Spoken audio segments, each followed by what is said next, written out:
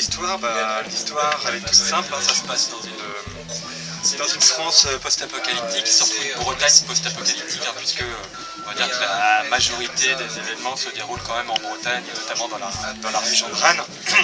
Et en fait on suit un personnage qui s'appelle Pépé.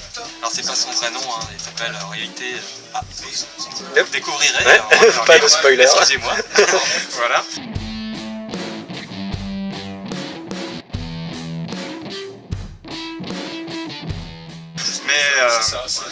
Donc en fait c'est un solitaire dans ce monde post-apo qui est, on va dire, un vagabond quoi, en gros quoi, voilà. Et dans cette France forcément très très différente sévissent des groupes, voilà, pas toujours très très ragoûtants. Alors je l'appelle les races pour rassembler en fait dans cet univers. Et il se compose de différentes façons. Il y a des fanatiques militaires, des fanatiques religieux, etc. Donc fanam, fanard, voilà. Donc il y a un mot pour tout. Et en fait, lui, ce Pépé a été élevé par une femme qui s'appelle Grise, qui l'a recueilli quand il était tout petit. Elle-même n'était pas très âgée d'ailleurs, elle avait 17 ans quand elle l'a recueilli. Et un jour, elle a disparu. Voilà. Et donc en fait... le roman va aussi beaucoup s'articuler autour de la disparition de cette femme qu'il chérit, hein, voilà. Dans un environnement et puis surtout sur un ton qui prête énormément forcément à l'aventure, à l'humour, au second degré. Enfin, vous verrez bien, il y a des personnages qui ont des noms de famille un peu particuliers, on va dire, puisque certains noms sont très clairement des noms de réalisateurs de séries B, voilà, comme Cormand, Rollin et compagnie, hein, voilà. Donc bon, c'est du roman fun, c'est du post-apo fun, voilà, on est loin des cris et des larmes de la route de Cormac McCarthy.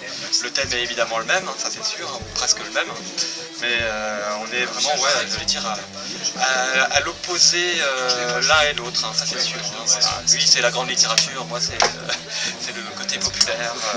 C'est très bien le populaire.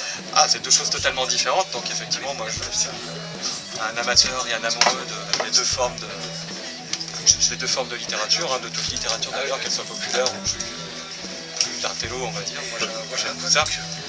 Mais Alone est très clairement du roman populaire.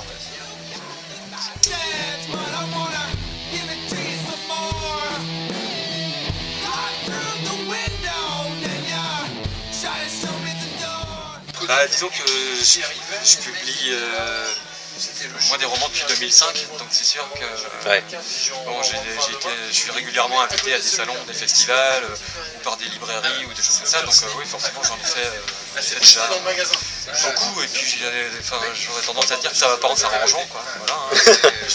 Avec l'âge forcément... La rançon du succès. Plutôt la rançon d'avoir... de plus en plus de bouquins dans sa bibliographie, quoi. Donc forcément ça donne plus d'opportunités aussi de voyager, on va dire, voilà, et d'aller voir les lecteurs un petit peu partout, là où ils sont ou là où il en reste, hein. La lecture c'est un petit peu comme le post-apocalyptique, hein, voilà. On est un petit peu dans une sorte de monde détruit, il reste plus grand monde, et on essaye de trouver les survivants. Il y a quelques survivants qui résistent et qui essayent de monter les restes d'une civilisation. C'est ça, et on va dire que en plus le monde de la fantasy, de la SF, c'est un petit peu le petit village gaulois, quoi, hein. Dans la grande mare ou dans le grand empire de la littérature. On a le petit village gaulois, c'est la SF, la fantasy, les littératures imaginaires, qui essayent aussi de se faire une place parmi la entre guillemets vraie littérature, voilà, donc bon,